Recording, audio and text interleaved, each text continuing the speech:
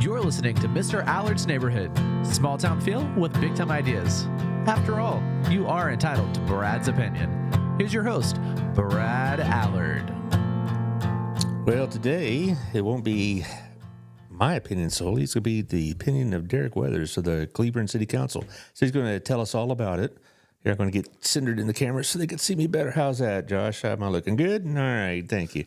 Anyway, lots going on, and what we're going to talk about primarily today and Monday and Thursday and in a week from Tuesday, I'll have 4 different conversations about more or less the same topic, which is what's going on in Austin and how it's going to affect our cities. I have Greg Cooper on Monday. I have Chris Fletcher, our mayor, on Thursday, and then a week from Tuesday, I have Victoria Johnson, and we're all going to talk about these things. And Derek came prepared. He got a big old list of things there. And I admire that. I guess with those 2 twin boys there, to keeping you awake at night, and you could do. No, you told me they're sleeping pretty well. They're sleeping pretty well. Yeah. So far, don't. Yeah. No, I'm not. And I'm not going to take credit for this. So I got this from a unified site. So okay. So I didn't put all this together myself, but I mean, these are definitely things we need, that are worth watching. Oh, I thought you were going to take credit for the kids sleeping all night. Oh no, that's my wife. I don't want her to throw things at me whenever I go home. Well, there's a word that my parents used a lot when I was a child, and it was Benadryl. But anyway, that's before your time, huh, Josh? You were probably a good boy. You never got in any trouble. No comment. Okay, good. Anyway, need some of that for the 6-year-old I got. Yeah. Oh, yes. Is he in the first grade there? He's in kindergarten. Kindergarten. Yeah. Okay. So we'll also talk a little bit about it. You have a school bond election coming up in Cleveland, right? And so, and everybody loves school bond elections. Oh yeah, it brings out the best in everyone. Have you talked to your friends in Joshua, because they had to really go to the mat to get their bond passed? The main person I follow for any kind of school bond or anything, Greg Cooper and Craig Hundley, and you're going to get some resistance. I mean, I mean, everybody knows that nobody wants to see your property tax raised, or even if the rate isn't raised, you have to worry about the CAD jacking up your appraisal. Yeah, So, that happened. Yeah. That happened to me this time. Yeah, so but I'll worry about that tomorrow. Yeah, that's the. Well, let's talk about our sponsors first before we jump into the deep end, because they're going to have a lot of stuff to cover, and we'll make sure that these people get their proper recognition for making all this information available to our public. All right, thank you to Otto over at Our Place. Now, you have an Our Place over in Cleveland, and you go there often? It's Benji. Benji, right. Benji, yeah, right. And I do, and it's wonderful. They run a great restaurant. It's so good. Oh, yeah, and it's very convenient. It's like, catty corner from the courthouse, practically? Yeah. Well, for me, I work on the north side of town, so it takes about 10 minutes to get down there. But it's worth the drive. Oh, yeah, for sure. Okay, and also Gina's. Unfortunately, you don't have a Gina's Pizza over there. Gina's was around 20 years before I ever hit this town, and Otto took it over and made it, one of his type of restaurants. Good service, good food, got the great blues music in the background. It's where I conduct a lot of my, podcast and radio related business, because I just like the atmosphere. It's a good place to do that kind of thing. So thank you to Otto for all of that. Also, our friend John Williams over at Old Pro Roofing. He's very busy. I was talking to his dad yesterday at our networking group, and he has said he's just as busy as can be, because we had all that weather. We didn't have it as much where I live, but over in the west part of Burleson and probably in Cleveland, y'all had some hail. Yeah, we had a pretty bad hailstorm just a couple of days ago. So a couple of days ago? Yeah, it was one of the the 5% chance hits right there, and that's what happened.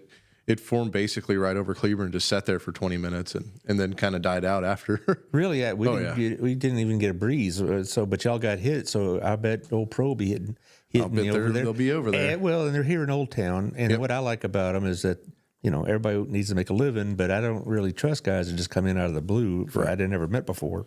Yeah, I have a whole tangent on that if we ever want to go into that. So you want somebody you can call and get a hold of. Yep. So it's 817-734-2756, and he'll come check your roof out. He'll tell you if you need repairs or a new roof, or you're good to go. I mean, he's not there to upsell you, and he'll help you with the insurance. So that's pretty good. 817-734-2756. Also, our friend Jeff Kelly at the Wethington Agency, he was on the show about a month ago, and he sells over in Cleveland, and Joshua, Godley, they're all blowing up. And they all have impact on all our communities because, whatever those communities can handle in terms of consumer needs. They come to Burleson, they come to Cleburne, and all these other places. And so there you are. 817-781-0546 or Jeff at jeffkellyrealty.com. If you're looking to move in or around this area, talk to Jeff because he knows what he's talking about. And he's a very successful realtor, and that's it tells me something, right? So there you go. Give Jeff a holler. Also, after a hard day of buying houses or selling houses, you want to go work out over at Heartworks. This is over on John Jones by the theater, by the Kroger Plaza, whatever they call it. Burleson Commons, I think they call it. But it's on John Jones, right next to Chicken Salad Chick, which my wife loves. Hotworks, infrared workout, 11 different opportunities. So you could pick one that suits you best. The good thing about infrared workouts, it doesn't inflame the tendons and the muscles so much. You get a quality workout without all the physical stress. And Michelle Humphrey knows what she's talking about. So if you go there and say, I don't know really what I want, but this is what I want to see happen, they'll figure it out for you. So there you are. And, of course, Local Life Magazine is coming out next week. I'm not sure what the cover is going to be. I know Tiffany's working on several ideas, as always. She's usually about 3 months ahead on what she's going to be doing, but it'll be coming out next week, and it goes to 30,000 homes in and around this area. A lot of the retailers have extra copies for you to peruse while you wait. So Local Life Magazine, thank you, Tiffany, for all you do. And our friend Cody O'Brien with Burleson Buzz. See, we don't have a newspaper like y'all do. How often does the Cleburne Times Review come out? Once a week? Three times a week. Three so times Tuesdays, Thursdays, and Saturday. Yeah, we don't have that. So he kind of takes the place that, and he and I are trying to take care of that between the radio station and Burleson Buzz and all that. Bringing the local news. I use his news on the radio. So subscribe to the Burleson Buzz. It's $50 a year. That's a cheap deal to keep up with what's going on in city council and schools and you name it. And Medicare counseling and therapy, Jerry Kavanaugh. Jerry is over in the Rio Mamba building. I don't know if that has its own name, but everybody in Burleson knows what that is. It's right off the highway in Renfro. And what Jerry does is, a lot of people aren't aware of this, but Medicare now covers therapy and counseling for older people. They don't have to go, if you qualify, you don't have to go out of pocket. And, you think at their age, do they need counseling? Well, absolutely they do. I mean, they're going through probably a very difficult stage of life. A lot of things are coming to an end. A lot of people are in your life are leaving and whatnot, coming, going, et cetera. And so you need counseling and therapy, and you can have Medicare pay for it. Jerry's the guy to talk to. So call him at 817-992-8034 or at GF Kavanaugh. I'll spell it for you, GFCAVANA at southwestbell or swbell.net. One more time since I butchered that a bit. GFCAVANA at swbell.net. And so see if you qualify. Or maybe if you have a parent or another loved one that's in Medicare, and maybe you could use some of this. So there you go. We'll do the nonprofits at the end. There's a bunch too, and there's probably in Cleburne as well. Yep. I guess the first thing is on my mind is about the property tax thing, and we'll go back to the school bond election at the end because I know it's important. But so let's not forget that. But I just want to jump into the property tax bills, and there's a bunch out there, and Mr. Cooper is like our resident expert on all of them, and I hope he can enlighten us on Monday, but I can't get away from some of the concerns I have about these bills because my concern is some communities absolutely have to have property tax revenue because they're too small to generate sales tax revenue. I'm thinking of a town like Itasca, for example. Yeah. How much sales tax do they generate?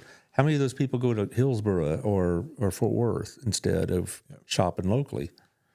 Burleson and Cleburne have a pretty substantial, community of businesses and retailers and restaurants, et cetera, but not everybody does. That's my concern about the property tax. Yeah. First of all, I would be for the elimination of property tax. However, it's got to be done right, and there has to be something that is viable that can replace it. So, can I ask you why you'd be in favor of it? Before, I know what you're saying is right. Now, I want you to get to your points, but you, as a city council member, you have a better understanding of city finances than most of us. why would you be in favor of an elimination of that tax? Because I think it would be a more equitable spread, the way that the bill is proposed, than property taxes are. Now, that's not without my concerns. I mean, I have the same concerns you do with the rural communities, and originally, property tax was thought of as it's going to be a stable platform that doesn't grow too much over a certain period of time. It would be stable. It wouldn't be so much of a shock to any one property owner to pay that bill and to have incremental. Maybe there would be an incremental rise in their property tax over time. However, what we've seen is that with fast growth comes fast valuation growth, and that's where it's really. I think that they didn't see that back whenever it was instituted, and now that you're seeing that, it's becoming a huge burden, especially on the older population. You're 65 and older, where they're on a fixed income, and any kind of major fluctuation in their budget is detrimental to their livelihood. So I see both sides, but I would definitely be. I'd be really worried about I'd be really worried about, hey, how are you going to fund some of these smaller cities and the services that they need and the things that they need, and it's not just abolish. I mean, it would say, hey, you are prohibited from imposing any kind of property tax. So, and it does give a good. It gives a transition timeline. I think it's about 5 years. So by 2031 is one of the ones that I've seen. And then the biggest thing is one of the bills that I've seen. I know there's another proposal out there from the Eliminate Property Tax group that there's already a way to basically make it equitable as far as a consumption tax. But my concern, just like with your school tax, is you have a Robin Hood clause where they'll come in and they'll distribute your tax dollars to another school that is not as well off as yours, and I think that might be what they have to do with the consumption tax. That would be very unpopular. I can tell you that now.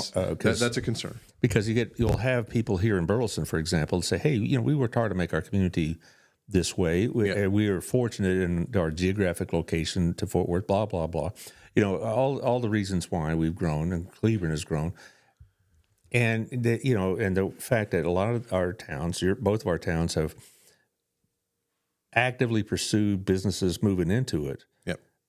Just to have that revenue go somewhere else to some other communities that may not be economically viable, or they may not have as good leadership or as far-sighted leadership to build their community, or even in some cases probably they don't have the ability to grow their community. Correct.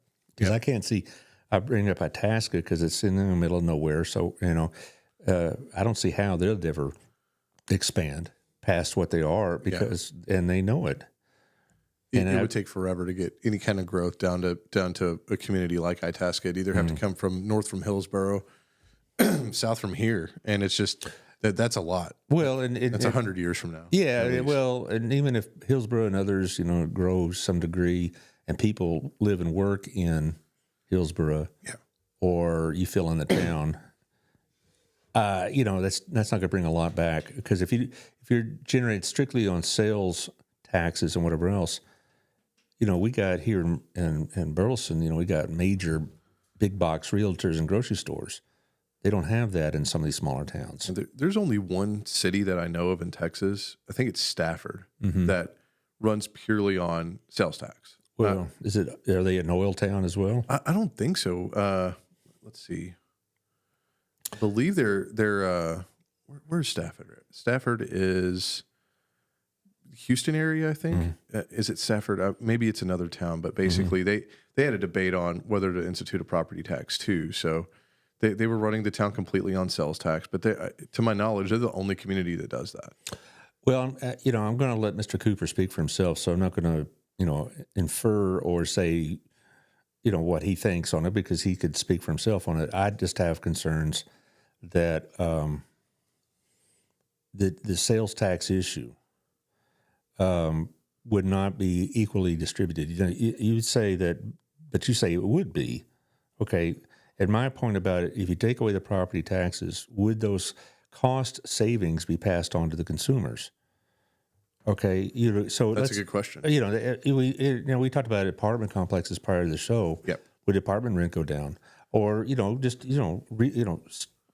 lease space in Burleson's very expensive. Yep. In part because of the property taxes, in part because of the demand, large part because of the demand.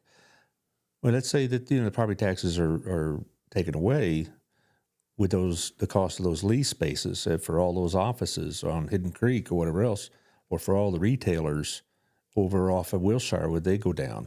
I don't think so. I think it would be the only way it would go down is if they were, there was a less demand. But right now, if the demand is high, they're going to push the rents as long as the demand is there. Well, and I don't have a problem with that if it is demand driving the bus, Correct. so to speak. That's what it should be. Yeah, and that's economics, and that's it. But my concern would be is that the owners of this property would be given major tax breaks, yet the people that buy their products won't see any reduction in the price of groceries or price of the hamburger or price of fill in the blank.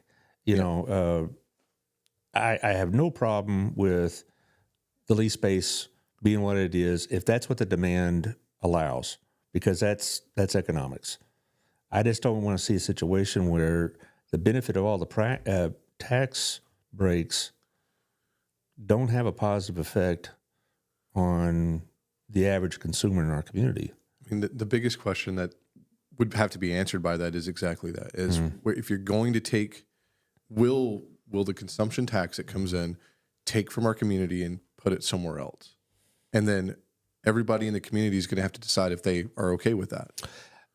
I'm going to guess the response to what I just postulated about retailers is that for retailers, if property tax went away, yeah, you might see a reduction a little bit because, You might. there's such a competition for fast food or restaurants or other types of retail outlets. But, when it comes to my biggest concern is about apartments, basically, those apartment owners, would they come across with lower rents or not? But, I was thinking, like, would a hamburger be cheaper at fill-in-the-blank restaurant? I think so because of competition. Yeah. But apartment complexes, I don't think, operate on the same concept of competition that fast food or restaurants or clothing stores or plumbers or mechanics do. Yep.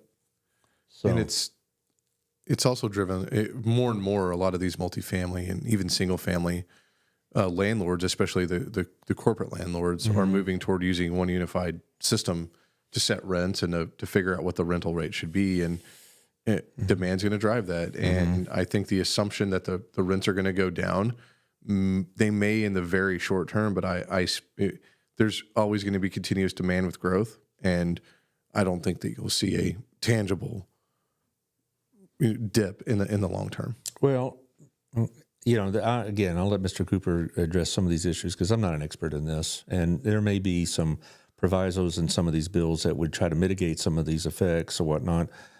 But I don't know. One thing that concerns me is Texas does not have a lot of options about tax revenue since we took income taxes off the table permanently. And That's the will of the people. I mean, it's all right. And and so you need to react to that. Well, it passed a constitutional amendment election, and and it passed. It passed in the conversation, right? Yep, that's it. And so, but also, are we being overly reliant on oil and gas revenues and stuff like that? I don't know, but I get concerns. But again, you said you'd be in favor of it. What do you think would happen if they did away with property taxes? What would happen to Cleburne?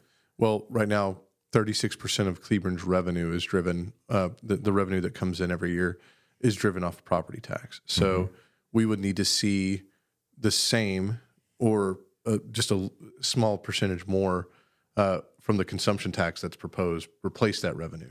If we don't, then we'll have to make sure that we have a way to drive pure sales tax dollars to make up for that revenue loss.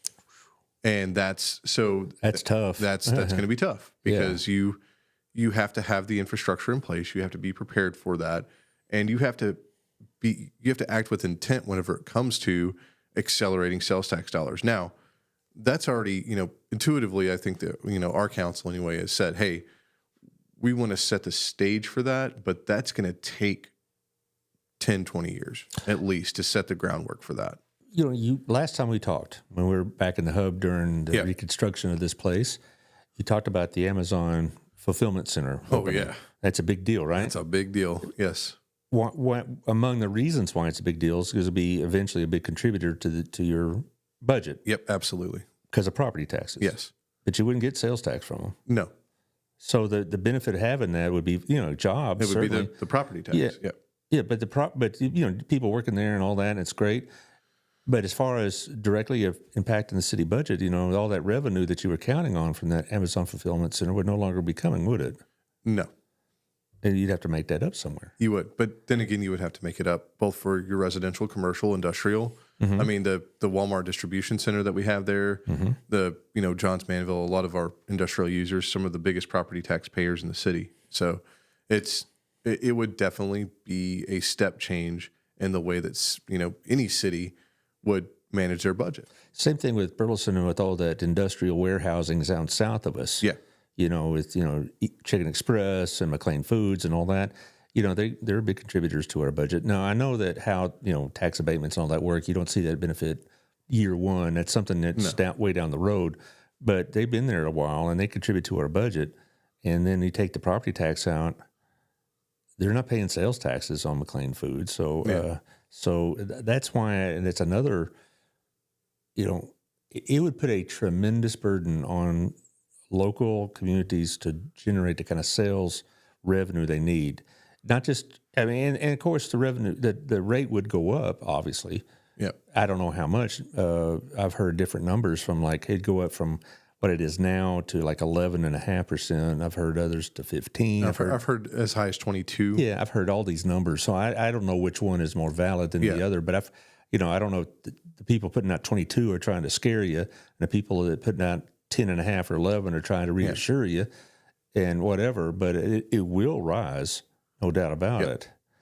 But they're saying, I think the biggest thing is they're saying is that rise would be offset by you not having to pay your city, county, ISD property taxes. Well, I've heard that. I've guesstimated how much it would save me if they get rid of property taxes altogether. Okay, yeah, and it's money I could use, right? And another reason why proponents of this say it would give one control over how much taxes you're paying, in a sense. You're not having to rely on evaluations from the county or other things like that. Basically, if you're willing to buy product X, you're going to be willing to pay the tax on it. Correct. And if you don't want to pay the tax, don't buy it. I'm also concerned. I haven't seen this but once, I haven't seen it as a widespread discussion item about taxing groceries and pharmaceuticals. We don't do that here. They do it in Oklahoma. Yeah. And but they have very low income tax and they have very low property tax. I wonder how, would that be something in the future that communities, if they're allowed to do it, might have to do it? I mean, they might, but at the same time, it goes right back to, will the income offset? Will the property tax savings offset your budget, your budgetary needs? And if that's the case, and you have more money, and you can, if it reduces the overall, I think what they're saying is, if you eliminate property tax, it will reduce the overall tax burden on the person.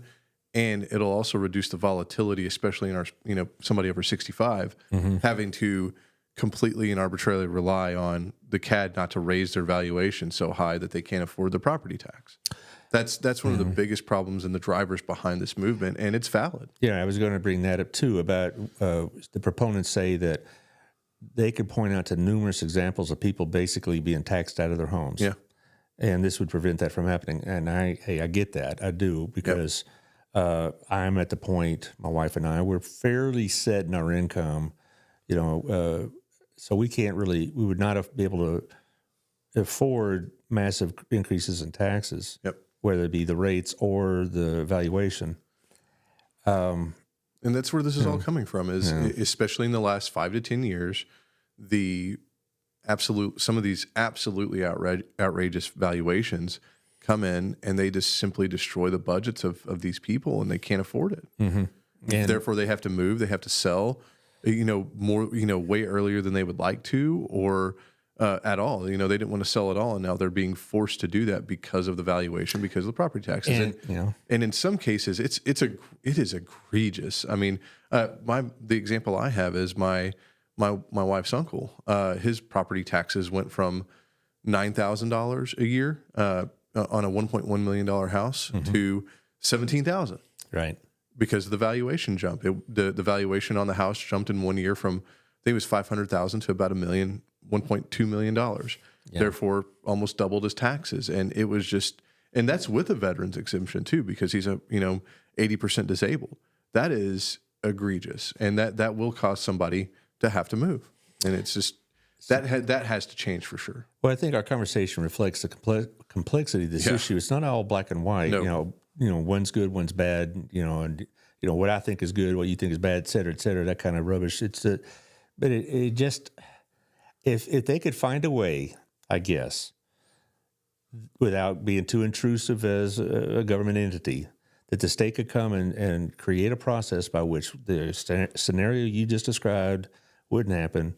This scenario that I'm concerned about, lower class, economic class, being hurt by this, if we could find a way to mitigate both those issues, then we'd have a pretty good system, I think. Yeah. But I don't know. Now, you say... Greg may have already addressed that. He might have something that they've already talked about. We have talked... He's going to be on the show as often as I can get him, to tell you the truth. Yes. Because I really enjoy talking with him because he knows what he's talking about, and he's willing to evaluate the entirety of the proposal as opposed to just being a propagandist. He will say, well, I like this one better than the other one, and this one I don't like the other one, and that kind of thing.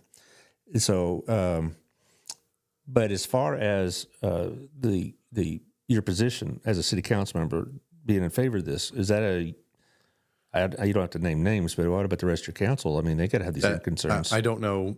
I don't know where they stand on it. I mean, I can only speak, and I always do. I always only speak for myself.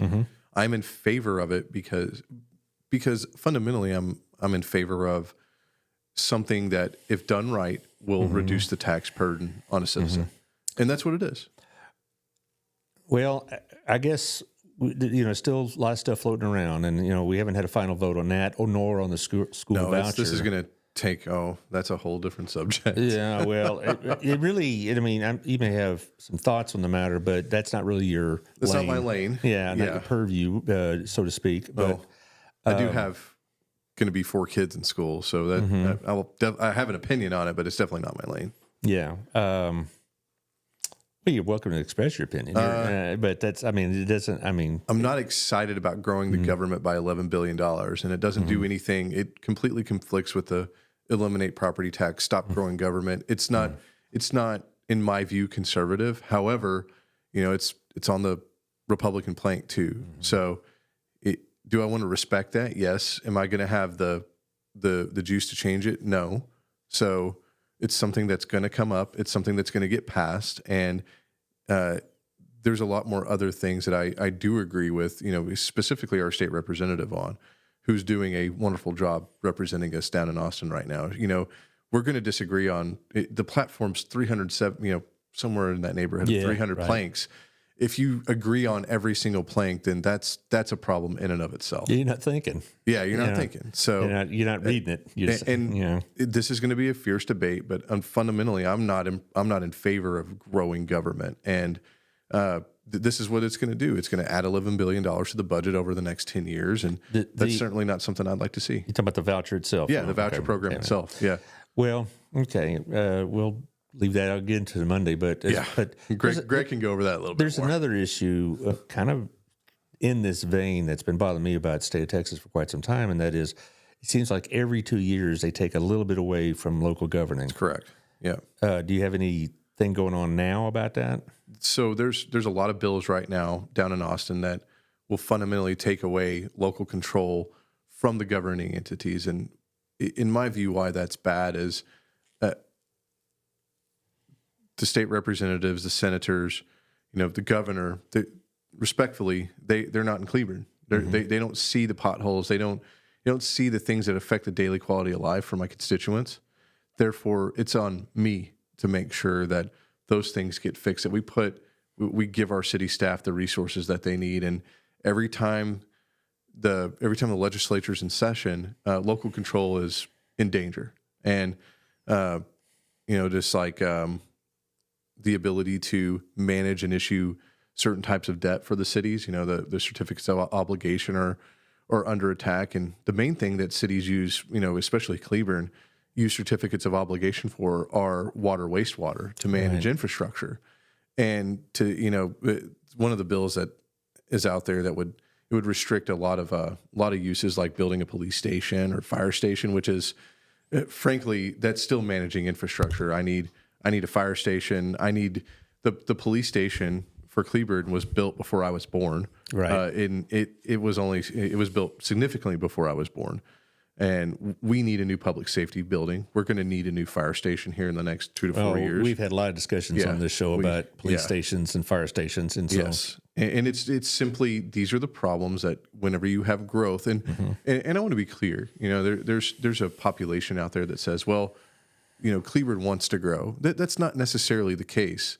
We are growing because people are selling their property, and I can't dictate, and nor should government or anyone else dictate who you sell your property to.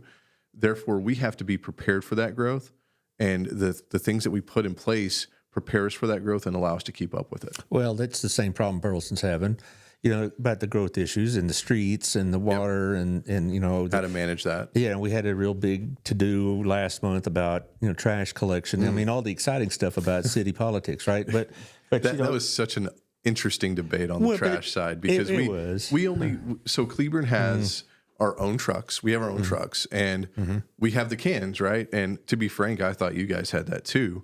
And I get my trash picked up once a week. And if you have more trash, you just get another can for $60 and you're done. Well, I was really surprised. You know, you guys pick up your trash twice a week, all this other stuff, and I'm like, oh, we have this kind of solved here in Cleburne versus the debate you have in Burleson. But it's because you don't have your organic trash trucks. You have, I think you contract out your trash. We do. Yeah. So that's the fundamental difference. Well, the thing about it also is that regardless of how serious or non-serious that problem was, it's still serious. I think it was a serious problem. Trash collection alone is 10% of the city budget. Well, my point really is that, you know, people think, is that really a big deal? Well, yes, it's a absolutely. big deal, but it's also a solvable deal. Yes. And it should be solvable at the local level. Correct. Okay, and it was resolved. Maybe not everybody was happy with the resolution, but the resolution was come to locally by locally elected people that are responding to the demands of the people that elected them. I think that that's the key is if you don't like something, you don't like a decision from the current board, it is your responsibility to go find somebody or do it yourself and run against them and replace them. Or, you know, and also I would like to think that people take the entirety of one's service on the city council or school board and say, okay, I agree with them 90% of the time. I didn't agree with them this time. But overall, I'm satisfied or whatever.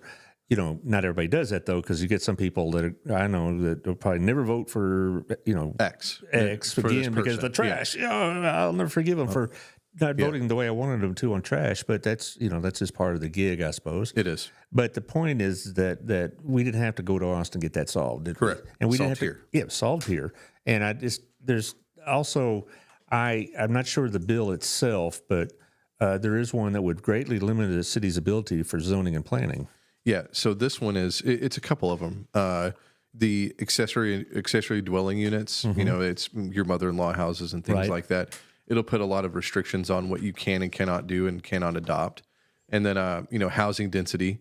The pressure is on everybody to solve what everyone considers as a housing crisis. But this should still be solved locally because, for example, Cleburne, we've got 7,500 single-family home lots that are already platted, ready to go. 7,500. Yeah, and then we have another 3,000 multifamily units that are platted and ready to go. I've noticed that massive apartment complex over by Hill College. Yes, and it should be on the local entities and the local people to actually to govern that. They should say, hey, we know what we have here. We should be the ones to manage that. And more,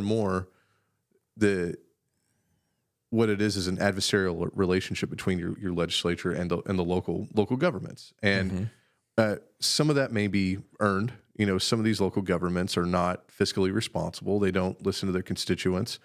But also, those constituents have a responsibility. If they don't like something, they need to replace them, and they need to vote. That's another thing is, voter apathy is real right now. Oh, it's very real. Is, and unfortunately, it is taking a toll. In volunteering, for example, we were talking about this. One of these, one of the bills limits for impact fees limits the city councils to not using the Planning and Zoning Commission as the impact fee advisory board.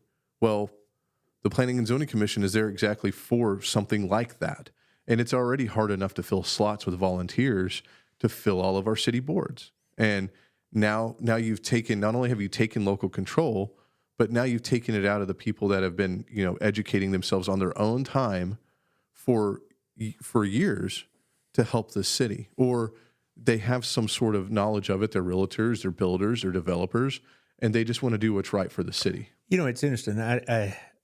We don't talk about local control. I mean, the Republican Party has always talked about local control. When I started teaching school back in 1988, the state of Texas was a very distant player in everything practically was determined at the local level. I mean, we had curriculum guidelines and we had a few rules to follow from the state. Anything like happened beginning really in the early 2000s, where they really started taking a more direct hand. The TEA did, the state of Texas did, and now, nearly half your budget, like 40 to 45% of your budget at school, is basically mandated to be spent in a certain way by the state. And so a lot of people that talk about school taxes and whatever else we need to cut the budget and all this other stuff don't realize that the pie they're cutting from is much smaller than they actually think. Yep. And that's part of it. So another part is, of course, the mandates that are unfunded, by the way, which is something I'm sure you're familiar with, that go on to schools or have just grown and grown. They wave their hands, they do X, and find the money, particularly when it comes to remediation and testing and stuff like that. Yes. And that happens to the cities too. Yeah. Unfunded mandates roll down from the state to the counties, the cities, the school districts, and it's every year. Oh, yeah. Yep. Yeah, and you get to deal with it. And I'm sure every 2 years you watch with some degree of anxiety, I suppose, what's going on down it's Austin. Just you have to deal with it. I mean, if they pass it, you have to deal with it, and that's just something that we can't. It's something we simply can't control. It's basically you wait with bated breath and figure out what you have to do. What we have to do next. Well, the one that really, I'm kind of circling back to this one. The one that really stuck out to me was about the zoning business. I mean, it's like, how in the world is somebody in Austin going to know what the city of Cleburne needs in terms of zoning? They don't. And but what makes them think they do? That's if I could read every politician's mind, I'm sure that I'd be a rich man. But, I just to give some of them credit, some of them. I'll give an example. David Cook from Mansfield. He's a state representative now. He understands local government, the challenges, things like that. So there are some with that experience, but there's some that don't understand zoning and they don't know it. Well, I would like to think that Ms. Kerwin, our representative, being an ex-mayor, understands this issue. Yes, she does, and hopefully is representing local communities. I would love to have her on the show, and Mr. Cooper has said he's going to do his best. But right now she's fairly busy. She's in session. Yeah, she's in session. I get it. Definitely busy. She's not avoiding me. I'll put it that way. She's got a full day. You also mentioned in our pre-show discussion about the ETJs may go away. Is that would I understand that right? So right now there's a lot of bills out there that are restricting. ETJ opt out, things like that. So it's more and more of a restriction, and they've already curtailed a lot of regulatory authority. There's some lawsuits on the ETJ withdrawal and things like that. So right now the ETJ opt out is the law reads that you could petition your city if you're in the ETJ for removal from the ETJ, and basically the city. In the law says the city basically has to comply and let you release from the ETJ. So, okay, what does that mean? Because I live in an ETJ. I live in an extraterritorial jurisdiction. Yeah, so you can right outside the city of Burleson. So you can basically write a letter to the city council and say, "Hey, I petition for withdrawal from from the ETJ," and by law, the city, the way the law is written, the city has to grant that. So there's a debate on. So some of the cities have taken a stand and said, "Hey, we're not going to release you. You know, it's denied. Some of this, there's different strategies for different cities, but basically the law as it states right now is you petition and the law compels the cities to release someone that's in the ETJ from the city ETJ. I'm trying to wrap my head around this because I live in ETJ. Yeah. I got 0.8 of an acre. Yeah. If I say I want to be released from ETJ, what happens to me now? I'm a city of Burleson. You'll just be in the county. I'd just be in the county. Yeah. Okay. So it's not like I'm going to join city of Burleson. I'm just in the county. It's just in the county, and there's no ETJ now. But right now, the only impact ETJ has on me from Burleson is we pay a little bit extra to get fire protection. We don't have, and that's because our county commissioner at the time, Jerry Stringer, set that up. Yeah, right. But that was an instrument set by the county, not the ETJ. Okay, but the ETJ to me is just a geographical reference. It's not. They don't have any authority, so to speak. Well, if I remember right, so I want to make sure I'm speaking correctly on this.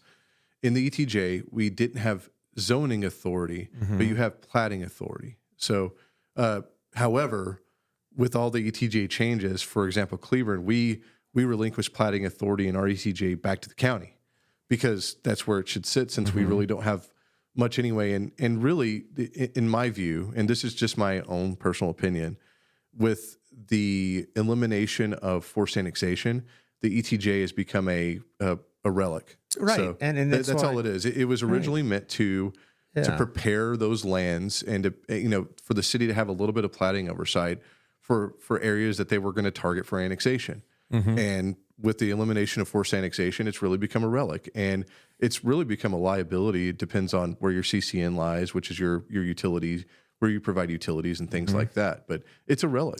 I don't know of any movement in my neighborhood to eliminate the ETJ, but like you mentioned, since it's been about a decade, I believe, since they've gotten rid of forced annexation. Yeah. I do remember an event here in Burleson when they were trying to annex portions of Briar Oaks, and they did not take it well. Yeah. All right. But see, now it seems to me, what's the number one obstacle or reason why you have ETJs, or number one reason why you have communities like Briar Oaks, like my own, other communities that are don't want to be absorbed by bigger cities because of property taxes, Correct. right? Yep. If you get rid of property taxes and you don't, what would the purpose of having an ETJ be in the first place? It's like, okay, I'm not going to have to pay property taxes, but I have to have Johnson County Sheriff deal. I'd rather have Burleson Police, and now I can get it. If we have no ETJ and Burleson absorbs us, and it's not going to change my tax situation when IOTA. But that's the key, right? Yeah. It's a voluntary annexation, and with an annexation agreement with the city saying we will provide X services in Y amount of time, and all that good stuff. Well, maybe I don't understand how this works, but if I'm like where I'm at, I'm about 0.8 of a mile outside of the city of Burleson, and I'm fine with that, to tell you the truth. Yeah. The only time I find it to be a hindrance is I don't get to vote in city elections. But the rest of the time, I'm fine. Yeah. All right. Well, I'm thinking now if the reason why we have these blockages, if you will, for annexation was a property tax issue, if that obstacle is taken away, why would I not want to be part of the city of Burleson? Because the decisions they make and the economy it produces affect me tremendously. But I don't have a choice. But I don't even say about who the mayor is, for example. Yeah. On the flip side, though, if you're in Cleburne and our ETJ extends out, I think you can only extend out about 5 miles, I think, from the city limit. I don't know. But 5 miles outside of the city limit of Cleburne is almost down to the Retreat or something like that. So you're in the country by then, and really the growth for that particular ETJ would take years to get to that portion. So you're not going to see the benefit. If you're right next to the city, maybe. But then again, there's some people that are like, I don't want to be a part of the city no matter what. Right. I don't want to be a part of the code compliance or anything like that. And the trade-off isn't worth it. I guess so. But see, in my neighborhood, there was some sort of code compliance, but it was HOA probably. Yes. Yeah. Well, it was not a formal agreement in a sense like an HOA, but it was, if you want to build here, it had to be of a certain size, a certain type of house, et cetera. You couldn't put a trailer park or trailer home in the property, things like that, Yep. You can't raise livestock on anything less than 3 acres. But as far as I just wondered, the property tax issue and the ETJs. I mean, that's the really the whole reason why you had communities, would create their own subgroups. Yep. There's a sign. I go walk with my wife in the neighborhood. There's a sign in the neighborhood, City of Wooded Hills. All right. And it predates, I've lived there for 30 years. Yeah. It predates me. All right. And I asked one time, what is Wooded Hills? And apparently it was an attempt in the 80s for that community out there to basically form its own general law community that would have it would prevent Burleson from absorbing it. Yep. And it failed for whatever reason. It didn't work. But I just thought, I never understood what that was about until I just thought to ask somebody that might know, who'd been there a while. But now it seems like those kind of efforts are kind of there's no reason for them. Yeah, because forced annexation is gone. Yeah. So you can't just go and force annex land. Well, I remember, there was a pretty big deal in our neighborhood. We had a guy come knocking on our door and asked to sign the petition to get it. And we did. We signed it. So that was in 2018. That was the year I ran for city council and lost by 5 votes. 5 votes. Again, we talk about the importance of voting, right? And 5 votes. So I lost by 5 votes for the first time I ran for city council. And it was pretty easy. I don't think anybody should be forced to do something that they don't want to do with their land. Mm-hmm. And forced annexation did that. And what that did is it fundamentally changed the way that cities have to grow and manage growth. Mm-hmm. So but once again, it's something that was, it was a platform plank and it was the right one. I think that was the correct decision. I'm in favor of that too. I mean, forced annexation is like, I don't know, you're being drafted into the community. Correct. And there's a reason why you moved to that part of the county is to avoid whatever you wanted to avoid in the cities. Yep. Before we go, I want to talk about that school board bond or school election bond, school district bond. What do you want to call it for Cleburne? Okay, because I don't know if there's any talk about BISD, Burleson doing it, but I know Joshua went through a lot of conflict about getting their bond passed. It took 2 swings at the pitch, and it was a narrow vote. And I had several proponents of the bond on the show. And they were talking about, it got pretty personal. Is that what's happening in Cleburne? So far, has it been okay? It's the way that it happens with every school bond that comes up since I've been involved in politics since 2016. That's one of the things that got me involved in that was I was a proponent of the 2016 school bond, and for this one I'll be a proponent of it too. So I would be a hypocrite if I said, hey, we need to grow Cleburne right. We need to make sure we're managing growth, but not build any more schools, not build any more, a multi-purpose stadium, which, there's 2 propositions. So you have Proposition A, which is build 2 new elementary schools, add on to Marty Elementary School, and then a new ag barn, which all that is 137.6, so 137,600,000. So per square foot for the construction cost comes out to about $538 a square foot, which is pretty good. That's not bad. Okay. You're still going to have to finance that, right? So, but you don't generally, whenever you do per square foot cost, you don't include the financing cost for that because there's a chance that they could pay that down. So you just look at it from a pure construction cost standpoint.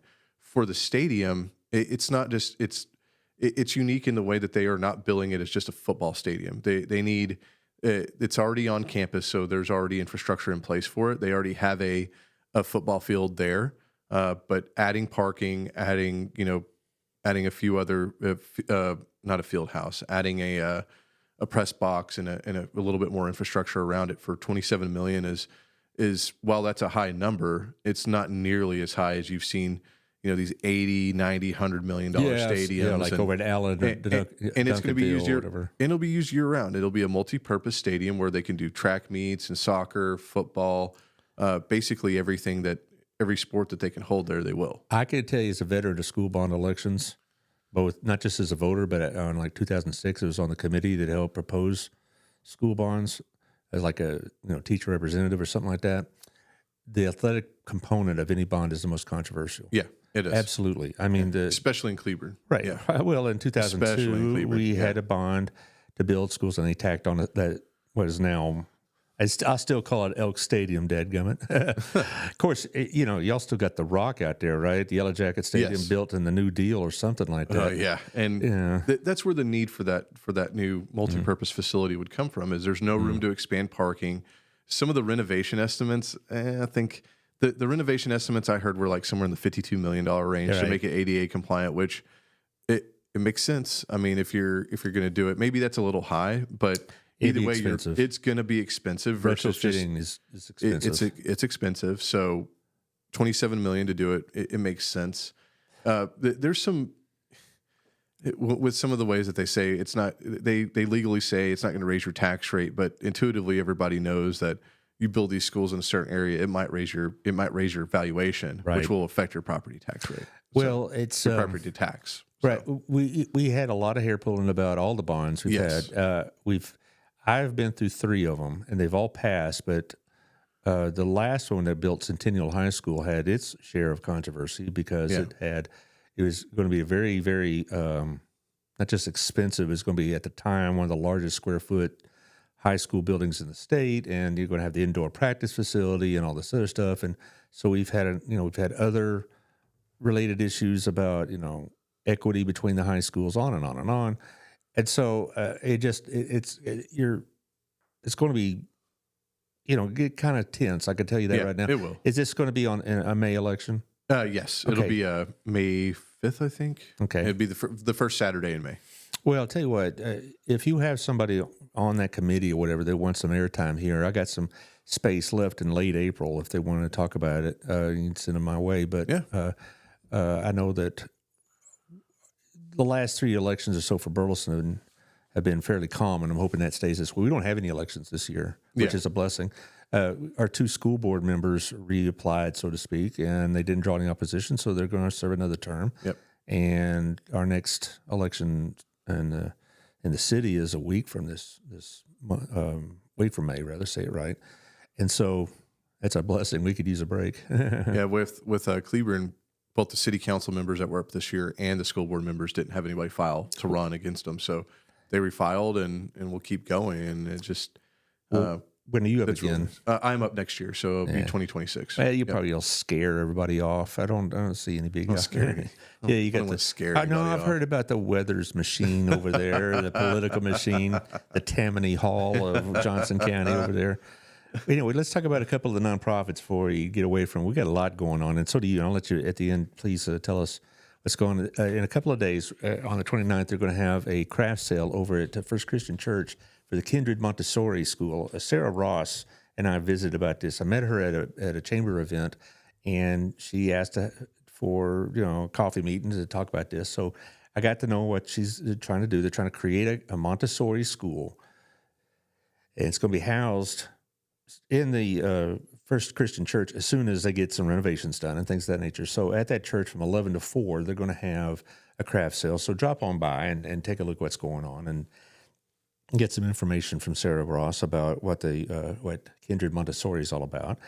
And what else we got going on? By the way, before I get into Revive here, on the 29th also, I don't have a logo for it, but I've been getting some requests. There's going to be a basketball game, raise money for the animal shelter at Hughes Middle School, 11:30. It's 6-on-6. That's the way they used to play back in the day. We have 3 offensive and 3 defensive players, and you stop at midcourt. That's the way girls basketball was until the 70s. But anyway, it's between firefighters and grannies, and we'll see what that looks like. And all right, so go support that. But also on April 5th, we have a men's conference over at the Uprising Church at Revive. Caleb Tomlinson's running this thing. It's $25, so you can go get a meal and materials and whatever. They're going to have speakers and everything. They're going to talk about men's relationship with each other, with their families, with Christ, and whatnot. And so it's a good thing to do. And then that night, after you've gone to this Revive, you can go get lit up the night, so to speak, over at the Brick. You have the Center for ASD is having their annual Light Up the Night routine, and they're going to have it from 6 to 9. The vendors are going to have games, events, displays. You also can find out what goes on with the Center for Autism, and it's one of the best things we do. Lisa Boltinghouse would greatly appreciate your attendance. And we got more. All right. On the 26th, we have the Walk for Life for Next Step. There's a commercial on the radio station running this right now, so it gets you a lot of information. But it starts at 9 o'clock over at Bailey Lake. And get there their sponsor list or whatever. You can sponsor somebody or you can walk yourself. There's the QR code, as you can see, or you can see it on the webpage if you're listening to this. And you can get people to sign up, sponsor you, or you could just donate, whatnot. This is our big fundraiser, Walk for Life. It's a great event for a great group. And then the next day we have Vineyard and Vibes over at Lost Oak with the Harvest House. You could fill up your whole schedule with all this. This is a big one, right? It goes from 1 to 7. And they'd like for you to bring some canned foods because, we're on April 7th, I'm going to have all 3 of the local leaders of our pantries, Elizabeth Becker from House of Hope here in Crowley, over in Harvest House in Burleson, and Promises Community, Debbie Beeman. And so we're going to have all 3 of them here because we're going to talk about, what's going on at the national level, which is impacting their budgets. But anyway, back to Vineyard and Vibes. Show up. Phil Hamilton's doing the music. It's going to be great. And one last one. I don't know if I have a logo yet from them, but I will. This is going to be City on the Hill. It's going to be on the 10th, and it's a big deal on May 10th. And they're going to be on the show late April. We're going to have Lisa Schwartz and Liz Hargrove on again. Anything going on in Cleburne? Support the Johnson County Food Bank and the Bread Connection. They can always use some donations and just any leads for food. They donate to various communities. And then Bethel Temple has their food drive every other week. Just look out for invites on Facebook for that. Support Meals on Wheels North Texas, Johnson County, Navarro County, Hood County. They're doing a lot of good things, and they're going through some tough times right now with the federal funding and things like that. And then there's probably others that I forgot to mention, but there's a lot. This is the time of year for just it. Find what I would encourage everyone to do is if you can either volunteer or financially contribute, find a nonprofit that fits best for you and contribute and Absolutely. help. The nonprofit people I deal with on this show will all tell you that, they'd love to take $1,000 check from you. But what really how they build their budgets and their organizations are the monthly donations. Yep. They're consistently, contributing members because that's why they feel like that money is a bit more assured, if you will. And that way they can, they won't have to count on somebody dropping a bunch of money on them. They can build their budgets, et cetera. But this is a busy time of year. I mean, for nonprofits now and usually in the fall. It's event season. Yeah. It is. Fundraisers, things like that. There's already been asking about what are you going to do to fall. And I already know Next Step has one in October, and so does ASD, and on and on and on. So it's just that's just the name of the game in nonprofit world is raising money. And yes. And like you mentioned, the budget cuts are concerning. Yep. But that's what the show on April 7th is. Like I mentioned, I have been mentioning on Monday, I have Mr. Cooper talk about what's going on down in Austin, and I'll have him explain some of the ambiguities in my head about this property tax bill and how some of these issues will be addressed. And then next Thursday, week from today, I have Mayor Chris Fletcher on, and we'll be talking about similar things here. I know that he and Victoria and probably a couple other members went to Austin to talk to our representatives about all this stuff. Later in about 3 weeks from now, I'm going to have Adam Russell and Larry Scott on together.